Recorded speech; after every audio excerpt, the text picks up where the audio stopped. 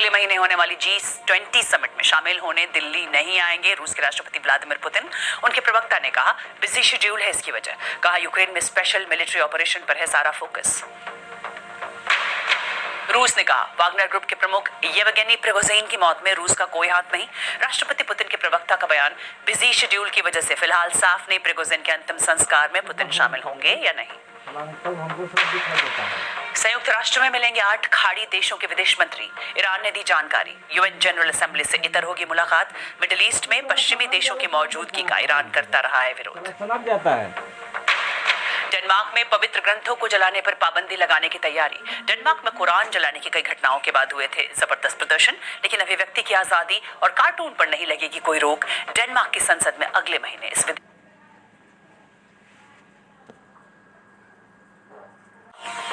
अपने परिवारजनों के बीच आ गया हूं। भारत के प्रधानमंत्री नरेंद्र मोदी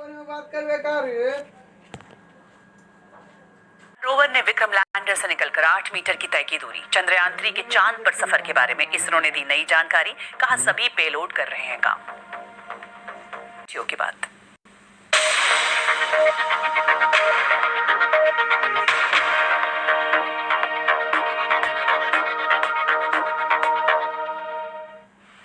भारत के पड़ोसी देश म्यांमार में साल 2021 से सैन्य शासन है और आम नागरिकों के खिलाफ सैन्य कार्रवाई की वजह से हजारों लोगों ने भारत के मणिपुर और मिजोरम राज्यों में शरण ली है। इधर भारत और मणिपुर सरकार ने इन कथित शरणार्थियों या अवैध घुसपैठियों को राज्य में जारी हिंसा का जिम्मेदार ठहराया है, जिसमें कम से कम 180 लोगों की जान गई है। 7,000 से ज्यादा लोग बेघर हुए हैं। कौन है ये रिफ्यूजी, क्या है इनकी कहानी, यही जानने की कोशिश की बीबीसी संवाददाता नितिन श्रीवास्तव और कैमरामैन प्रेमानंद भूमिनाथन ने।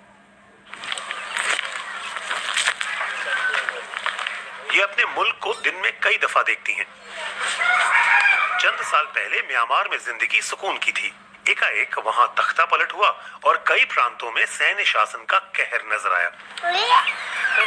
क्योंकि चिन समुदाय की डोई को लगा था खतरा टल गया और पूरा परिवार अब भारत में महफूज है। लेकिन 3 महीने पहले मणिपुर में मैतेई और कुकी समाज एक दूसरे से भिड़ गए। I have to come to the Indian side. परिवार की जान बचाने के लिए मुझे भारत आना पड़ा। म्यांमार में फौज बहुत लोगों को पकड़ रही है। नौकरी करने वाले मेरे कई सहयोगी पकड़े गए। मुझे भी ढूंढ रही थी। मेरे परिवार को भी जेल में डाल देते। यहाँ तो कोई रेफ्यूजी कैंप नहीं था जब हम 2021 में आए थे, लेकिन स्थानीय लोगों ने